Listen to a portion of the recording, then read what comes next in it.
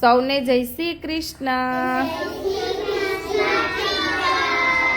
ચાલો આપણે 1 by 1 નામ યાદ રાખવાના છે, બરાબર. અહીંયા પહેલાં બેઠા છે તકસીલભાઈ, આયુષભાઈ, શિવમભાઈ, સહલભાઈ, વિવાનભાઈ, બરાબર. ચાલો હવે આપણે બોલીશું તકસીલભાઈ, તકસીલભાઈ, આયુષભાઈ, તકસીલભાઈ, આયુષભાઈ, શિવમભાઈ,